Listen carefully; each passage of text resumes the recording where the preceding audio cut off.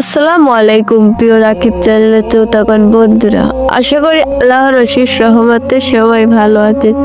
আমি আপনাদের এখন কিছু ঘটনা শোনাবো যে উম্মে ফাতেমার ফরিয়াদ ও নবীজির ঘটনা।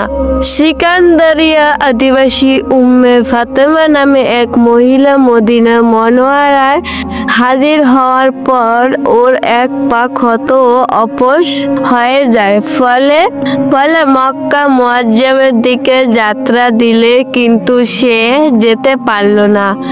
হযরত একদিন সে কোনো প্রকারে রওজা পাকে হাজির হলো এবং রওজা পাক তওয়াফ করতে করতে বলল, ইয়া হাবিবাল্লাহ, ইয়া রাসূলুল্লাহ, লোকেরা চলে গেলে আমি বয়ে গেলাম। হুজুর, আমাকে হয়তো পাঠানোর ব্যবস্থা করুন অথবা আপনার সমীপে তলব করুন। সে এ রহমত বলতে ছিল।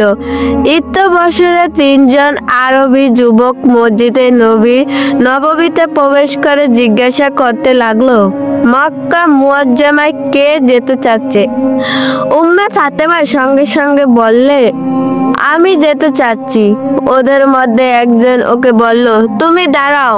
উম্মে ফাতেমা বলল, আমি দাঁড়াতে পারি না।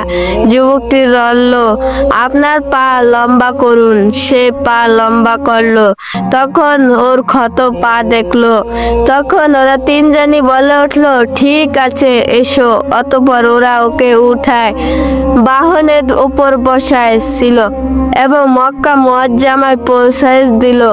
উম্মে ফাতিমা ওদের এই সহযোগিতার কারণ জিজ্ঞাসা করলো। ওদের একজন বলল,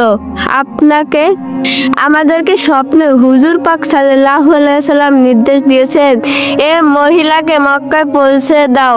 উম্মে ফাতেমা বললেন, আমি খুব আরামে মক্কায় পৌঁছে গেলাম। আমাদের হুজুর পাক সাল্লাল্লাহু আলাইহি সাল্লাম এখন প্রত্যেক ফরিয়াদ শুনেন এবং প্রত্যেক সমস্যার সমাধান দেন। তবে সত্য হলো যে ফরিয়াদি বাণী প্রাণে এবং আন্তরিক বিশ্বাসের সাথে ইয়া হাবিব, ইয়া রাসূল বলা অভ্যস্ত হতে চাই। হুজুর সাল্লাল্লাহু আলাইহি সাল্লাম ও মালাইকুল মউত হুজুর সরওয়ার আলম সাল্লাল্লাহু আলাইহি সাল্লামের যখন বেসাল শরীফের সময় হলো, তখন মৃত্যুর ফেরেশতা হযরত আজরাইল আলাইহিস সালাম হযরত জিবরাইল আলাইহিস সালামের সাথে নিয়ে হাজির হলো। হযরত জিবরাইল আমিন আরজ করলেন, ইয়া রাসূলুল্লাহ, মৃত্যুর ফেরেশতা এসেছে এবং আপনার অনুমতি প্রার্থনা করছে। হুজুর সাল্লাল্লাহু আলাইহি সাল্লাম যে আজ পর্যন্ত কোনো সময় কারো থেকে অনুমতি নেয়নি এবং আপনার পর আর কারো কাছ থেকে অনুমতি নেবে না। আরো বললেন, হুজুর, আপনি অনুমতি দিলে যে স্থায়ী কর্তব্য পালন করতে হবে। হুজুর ফরমালেন, মৃত্যুর ফেরেশতাকে সামনে আসতে বলো। অতঃপর মৃত্যুর ফেরেশতা সামনে এগিয়ে এলেন এবং আরজ করলেন, ইয়া রাসূলুল্লাহ, আল্লাহ তাআলা আপনাকে আপনার কাছে পাঠিয়েছেন। আপনাকে একটা কথা এটা বলে দিয়েছেন যে আপনার প্রতিটি নির্দেশ যেন পালন করি এবং আপনি যা বলবেন তাই করব। অতঃপর আপনি যদি বলেন তাহলে রূহ কবজ করব, অন্যথায় ফিরে যাব। হযরত জিবরাইল আলাইহিস সালাম আরজ করলেন, হুজুর, আল্লাহ তাআলা আপনার বেসাল কাম্য করেছেন। তখন হুজুর মৃত্যুর ফেরেশতাকে বললেন, ইয়া মালাইকুল মউত, হে মালাইকুল মউত, তোমাকে জান কবজ করার অনুমতি দিলাম। জিবরাইল বললেন, হুজুর, পৃথিবীতে আমার আগমন বন্ধ হয়ে গেল।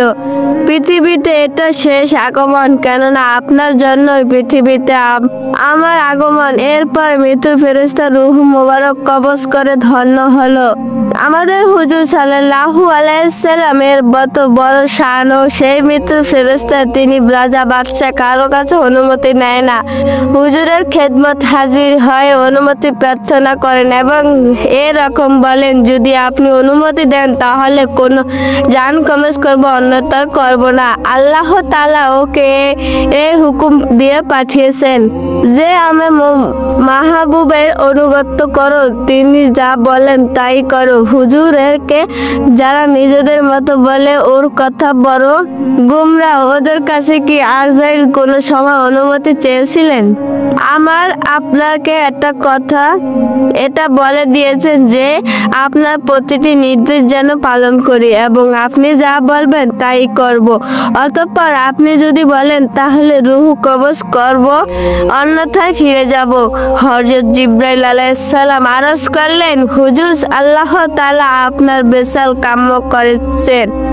তখন হুজুর মৃত্যুর ফেরেশতাকে বললেন, ইয়া মালাইকুল মউত, ওকে এই হুকুম দিয়ে পাঠিয়েছেন যে আমি মাহবুবের অনুগত করো, তিনি যা বলেন তাই করো। হুজুরকে যারা নিজেদের মতো বলে ওর কথা বড় গুমরা, ওদের কাছে কি আজরাইল কোনো সময় অনুমতি চেয়েছিলেন? আমার আপনাকে একটা কথা এটা বলে দিয়েছেন যে আপনার প্রতিটি নির্দেশ যেন পালন করি এবং আপনি যা বলবেন তাই করব। অতঃপর আপনি যদি বলেন তাহলে রূহ কবজ করব, অন্যথায় ফিরে যাব।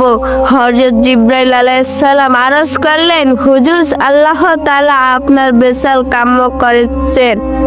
তখন হুজুর মৃত্যুর ফেরেশতাকে বললেন, ইয়া মালাইকুল মউত,